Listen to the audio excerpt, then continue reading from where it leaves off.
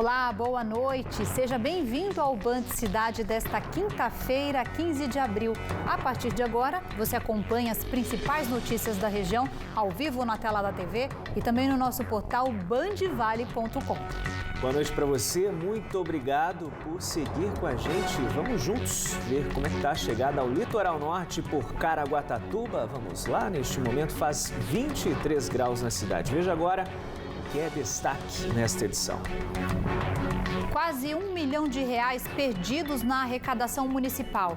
Esse deve ser o prejuízo estimado da Prefeitura de Taubaté dos impactos nos cofres públicos com a saída da Ford e o fim da produção da LG na cidade. Fraude em licitações. Polícia Federal apura esquema em prefeituras da região na compra de medicamentos e insumos hospitalares. Homem desaparecido há mais de um ano foi, na verdade, morto pela própria mulher e pelo cunhado. O crime teve a participação do amante da viúva. Eles foram presos hoje pela polícia. E na nossa entrevista de hoje, de 100 dias de governo, o convidado é José Saldi, prefeito de Taubaté.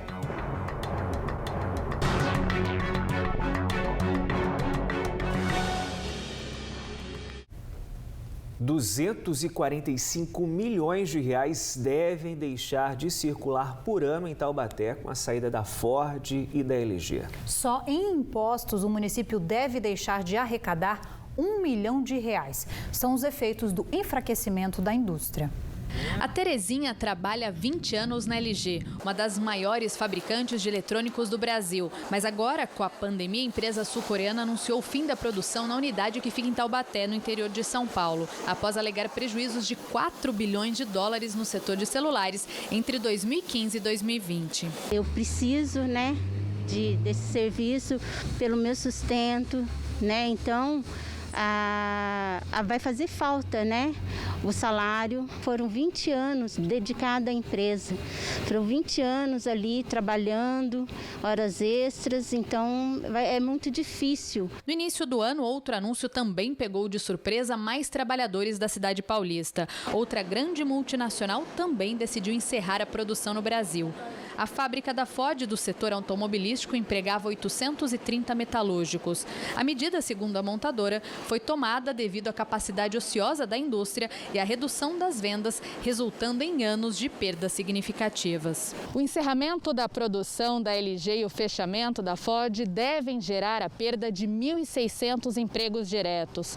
Com tanta demissão, a previsão dos economistas é uma queda no consumo de bens e serviços das famílias, afetando assim todos os setores da economia. A cidade paulista tem 317 mil habitantes e cerca de 40% do PIB corresponde à indústria. Aqui são 18 mil empregados do setor, segundo a Fundação SEAD. O fechamento da fábrica da Ford e a redução das atividades de produção da LG representa 8% de perdas de postos de trabalho da atividade industrial na cidade de Taubaté, só dessas duas empresas.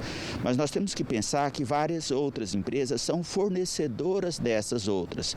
Isso representa, em média, 3 outros empregos por cada emprego fechado, principalmente no segmento industrial automobilístico. Em salários e PLRE, os funcionários vão deixar de injetar na cidade pela Ford 200 milhões e pela LG cerca de 45 milhões, que é o que eles recebem em salários, funcionários diretos, por ano. Com a saída das grandes do setor industrial, o impacto deve ser grande também no caixa local. A Prefeitura de Taubaté estava acostumada a arrecadar mais de R$890 mil em impostos por ano, só com a Ford e a LG.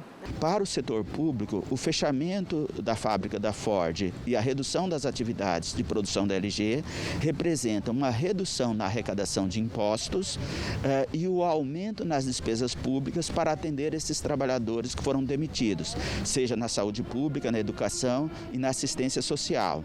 Isso impacta diretamente a dificuldade de gestão pública do município. Para os trabalhadores, o cenário é crítico. A recolocação no mercado na pandemia será um grande desafio. Agora é aguardar por tempos melhores. Só um milagre para a gente conquistar tudo que a gente está perdendo, É só um milagre de Deus mesmo.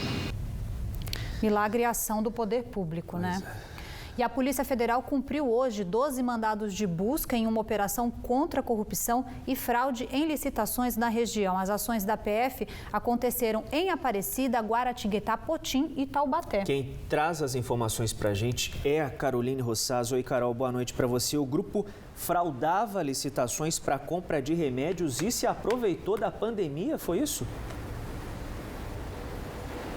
Boa noite, Baldim, Débora, boa noite a todos. Isso mesmo, a investigação da Polícia Federal descobriu uma associação criminosa formada por empresários que fraudava licitações de prefeituras dessas cidades para compra de medicamentos. O grupo já agia antes da pandemia, mas depois as ações passaram a ser intensificadas. A quadrilha manipulava orçamentos e ainda conseguia informações privilegiadas com servidores municipais para saber o resultado dos editais. Além de medicamentos, sacolas plásticas para embalar vítimas que morreram da Covid-19 também foram adquiridas dessa forma. Os servidores públicos das prefeituras que ajudaram no esquema recebiam cestas básicas, pagamentos de festas e até mesmo da mensalidade da escola dos filhos. Uma parte do dinheiro recebido de forma ilícita pelos empresários era enviada para contas bancárias registradas no nome de laranjas. 9 servidores de prefeituras tiveram o exercício da função pública suspenso. Os investigados vão responder por corrupção passiva ou ativa, lavagem de dinheiro, fraude em licitações e associação criminosa. As penas podem chegar a 29 anos de prisão. Débora, Baldim.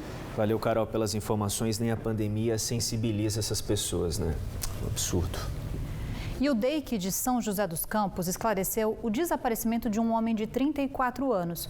O homem, que sumiu em 2019, foi morto e teve o corpo enterrado em uma área rural de São José dos Campos. Cães farejadores vão ajudar na localização do corpo da vítima. O crime teve a participação da viúva, do irmão dela e do amante dela. Aliás, foi o casamento da viúva com o amante que levantou as suspeitas dos policiais. Vamos ver a explicação do delegado. Nós apuramos que a esposa da vítima mantinha um relacionamento extraconjugal na data dos fatos. E o que nos estranhou ainda mais que após o desaparecimento, ela começou a morar com esse indivíduo, com esse amante.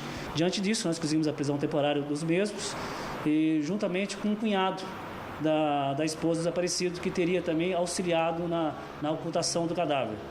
Com a prisão temporária, eles acabaram por confessar o homicídio, cada um deu uma versão um pouco conflitante entre eles, mas em relação ao homicídio, apontaram que realmente houve homicídio, a pessoa nos levou até o local, porém até o presente momento ainda não conseguimos, apesar de todos os esforços, ainda localizar o corpo.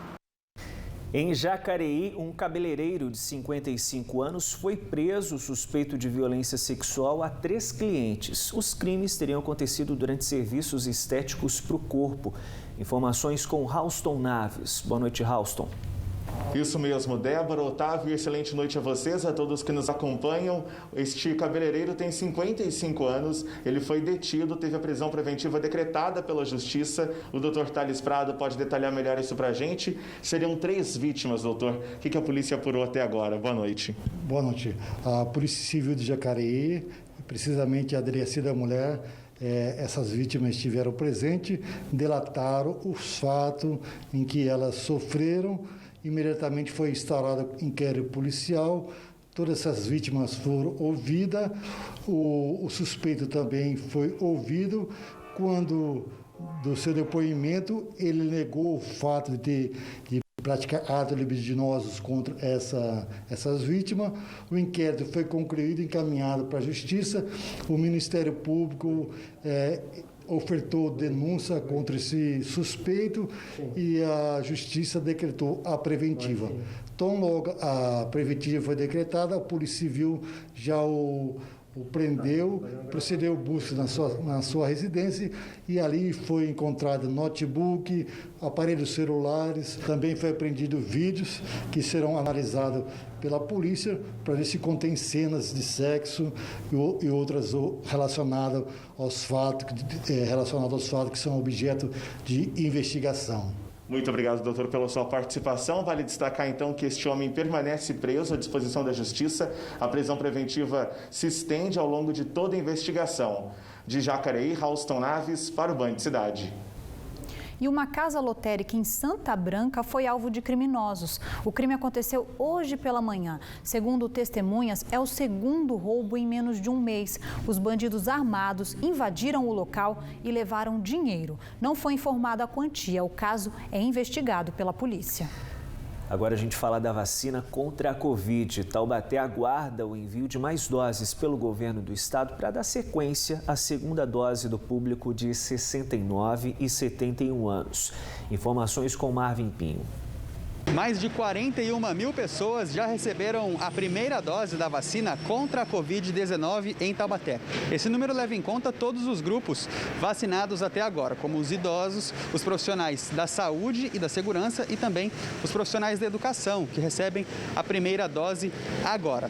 Dentro desse número, 25 mil idosos receberam somente a primeira dose do imunizante. Segundo a gestora de assistência em saúde da Prefeitura, Gisele Andrade, a expectativa é que em breve cheguem as vacinas de segunda dose para os idosos de 69 a 71 anos por causa do prazo para aplicação. Todos os dias a Prefeitura de Taubaté cobra, o governo do estado a respeito dessas doses e estamos aí aguardando. No momento não temos uma previsão. Nós temos até a expectativa de já entre essa semana e a outra iniciar a segunda dose dos idosos de 71 anos, 70 e 69 anos. Até agora, falando mais uma vez dos idosos, somente 10 mil receberam a primeira e a segunda dose, já estão totalmente imunizados. Taubaté está imunizando atualmente os idosos com 72 anos ou mais, além dos professores. Marvin Pinho, de Taubaté, para o Band Cidade. A gente vai para um intervalo porque na volta a gente fala com o prefeito José Saldi sobre os 100 dias de governo. Pausa rápida no Band Cidade, agora 7 horas e 1 minutinho, imagens ao vivo de São José dos Campos, 21 graus na cidade. Até já. Estamos de volta com o Band Cidade, o nosso entrevistado de hoje para falar sobre os 100 primeiros dias de governo é o prefeito de Taubaté, José Saldi. Boa noite, prefeito. Obrigada pela participação. Seja bem-vindo. A primeira pergunta é sobre geração de emprego, saída da LG, da Ford, mais de 1.000 desempregados. O que o município está planejando para acolher esses trabalhadores e também não ficar tão dependente da indústria na economia? Boa noite, Débora. Boa noite, Otávio. Boa noite a todos. É lógico que a gente tem que correr de todos os lados, né? A economia criativa, ela tem que se fazer, se perdurar mesmo, não tem outro jeito. Turismo, hoje sempre com um grupo grande pensando em turismo para vir para cá, para Taubaté. Isso faz toda a diferença para nós que estamos querendo tanto, há tanto tempo. Mas o mais importante aí é a gente ainda está lutando com o trabalhador, aquele que está saindo da LG, para que a gente consiga reverter essa situação, porque afinal de contas é por conta de ICMS que eles estão saindo. E a gente tem que trazer esse ICMS para a realidade de uma pandemia que não tem que ter aumentos de ICMS, né? Então nós estamos perdendo a LG para outro estado. E automaticamente outras empresas nós vamos perder também. Nós não podemos deixar isso acontecer. E nós estamos do lado dos trabalhadores e iremos o mais rápido possível no governo para tentar mudar esse processo ou tentar forçar essa mudança. Prefeito, uma reclamação dos moradores é com relação ao AME, que virou um símbolo de indignação. Faz muito tempo que a população está aguardando a abertura do AME. Qual o posicionamento da Prefeitura com relação a isso, prefeito? O AME é do governo do estado, nós estivemos lá já com o vice-governador e o prazo que ele nos deu é de segundo semestre. É lógico que agora com a vinda do padre Afonso, sendo mais um deputado aqui, já pegou isso, já colocou embaixo do braço e já está indo lá negociar para ver se sai antes ainda do que o prazo previsto pelo Estado. Prefeito, falando de leitos Covid, desde o fim de março, Taubaté está com ocupação em alta, enfermaria em 100%, UTI aí perto de 90%, chegou até a ser mais de 90%. Chegou-se a falar num segundo hospital de campanha na UPA Santa Helena. Essa situação, essa decisão não foi para frente. O que o município está planejando para mais leitos de Covid? Nós estamos conversando agora com quase todas as cidades, né? Então, nós estamos com uma conversa forte agora com Campos Jordão, Santo Antônio, São Bento, tentando organizar, porque lá tem leitos e a gente consegue estar mexendo com isso também. Eles trazem para cá, a gente leva para lá. Enfim, as cidades nós temos que conversar mais e é isso que a gente vai fazer, né? Então, nós devemos abrir, sim, mais leitos, eu não tenho dúvida nenhuma. Ou vai para Santa Helena, para a nossa UPA Santa Helena, ou nós vamos procurar outra cidade e fazer essa adequação. Prefeito, no início da gestão, o senhor disse que assumiu a prefeitura com rombo nos cofres públicos, né? Já teve tempo aí para se organizar. Qual o tamanho da dívida hoje do município de Taubaté, prefeito? Nós pegamos com 122 milhões, é lógico que cresceu a mais, né? Não teve como não crescer, porque, afinal de contas, outras notas apareceram, né? E era 122 que a gente tinha do dia 31 de dezembro para o dia 1º. Isso faz toda a diferença, mas assim mesmo, nós já economizamos 22,5 milhões de reais em 2 meses, em relação a janeiro e fevereiro de 2020. Então, nós já estamos no caminho certo, estamos andando sim. Nós temos mais março ainda para computar isso daí, eu tenho certeza que a gente chega a 30 milhões. E isso sem deixar a Covid de lado, sem deixar a saúde de lado. Me lembro que a revista Exame colocou a cidade de Taubaté como a segunda que mais venceu na Covid, né? Que mais trouxe vida, que mais salvou vidas no Covid. Isso é toda a diferença para a gente dentro de uma pandemia, de um quadro desse econômico na cidade realmente terrível. Prefeito, a gente vai falar de cultura agora. A gente está na Semana Monteiro Lobato, o município não tem um secretário nomeado, não tem um museu de Monteiro Lobato repaginado, modernizado, com tecnologia. Quais são os planos do município para que realmente Taubaté honre o título de capital da literatura infantil? Isso é lógico, com a pandemia você não consegue fazer nada mesmo, porque você não tem aglomeração, você não pode colocar lá, né?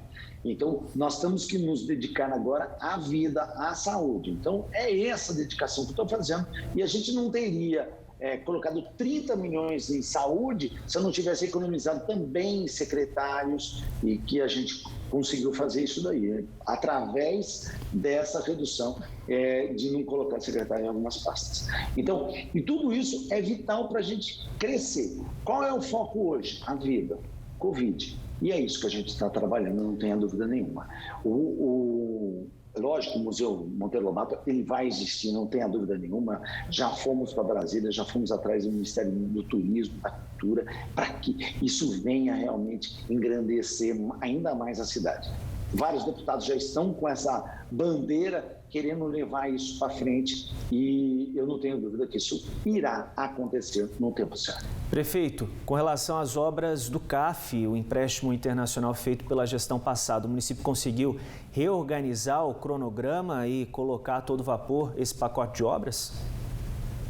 Colocamos já alguns advogados, principalmente lá em São Paulo, lá em Brasília, para conversar diretamente com o pessoal do CAF e com o Senado, porque o Senado é o avalista desse processo todo, para a gente repaginar isso, aumentar levar as parcelas mais para frente, porque não tem condições de estar pagando agora, por conta dessa pandemia, e mais, tentar chegar naquele índice que hoje existe, que é o 80-20, quer dizer, o Estado, o CAF põe 80% do dinheiro e o município apenas 20%. O contrato anterior era 50-50. 50% o município tinha que pôr, 50% o CAF punha. Prefeito, então nós estamos tentando adequar tudo isso. Nós gostaríamos de agradecer a participação do senhor aqui no Band Cidade falando a respeito desses 100 dias de governo. Obrigado, prefeito. Eu que agradeço, é um prazer estar aqui com vocês. Uma ótima noite para o senhor, sucesso nos próximos 4 anos. Boa noite. Sol entre nuvens na região. Vamos falar do tempo com a Samanta Linhares da Somar. Boa noite, Samanta. Olá, muito boa noite também a todos que nos acompanham. A sexta-feira encerra a semana ainda com previsão de tempo firme no Vale do Paraíba. Mas com a chegada de uma nova frente fria no final de semana, essa condição muda e as pancadas de chuva devem ocorrer a qualquer hora do dia, mesmo assim sem grandes volumes acumulados. Nesta sexta, em Taubaté, a máxima fica em torno dos 29 graus. No sábado também, máxima de 29 graus e tem previsão para pancadas de chuva. A partir do domingo, a chuva já acontece de forma mais localizada e com baixos volumes acumulados. Em Campos do Jordão, nesta sexta-feira, o dia começa com 7, a máxima é de 25 graus. 25 graus também é a máxima para o sábado, já com previsão para pancadas de chuva. No domingo, a chuva ocorre de forma mais isolada e a máxima fica em torno dos 24 graus na região. Pausa rápida no Band Cidade. Já estamos de volta, hora certa para você, 7h12.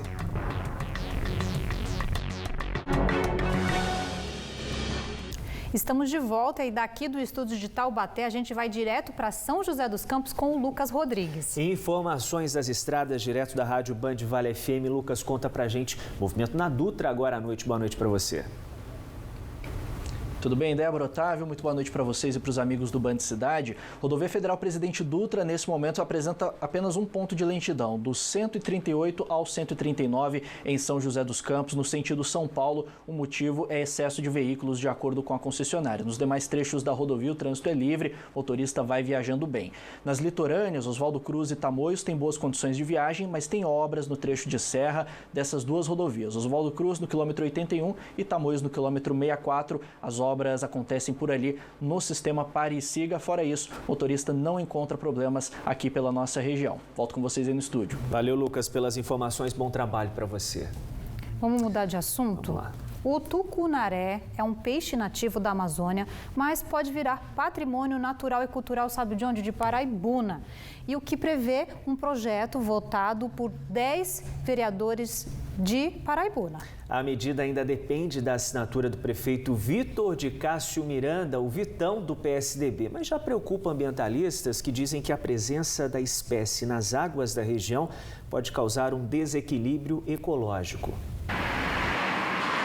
Quem passa pela rodovia dos Tamoios não resiste a esta paisagem. São 177 quilômetros quadrados de área alagada na represa de Paraibuna. Além de ser um cenário para contemplar, também ideal para a prática de esportes e a pesca. Nestas águas tem várias espécies de peixes, mas tem um que está causando polêmica, é o tucunaré, natural da região amazônica e que chegou aqui de forma irregular na década de 1990. Para incentivar o turismo local, a Câmara Municipal de Paraibuna aprovou por maioria uma lei que coloca o peixe como patrimônio natural, cultural e artístico da cidade. O projeto de lei prevê incentivo à pesca esportiva, quando os peixes são devolvidos às águas ou aquela destinada ao consumo humano, limitado a 2 peixes por pescador. O documento reforça que, se ficar comprovado por órgãos ambientais que o peixe tucunaré está causando um desequilíbrio ambiental, a lei pede a eficácia. Sou estranho considerar uma espécie invasora, né, exótica, como é o tucunaré, que foi introduzida,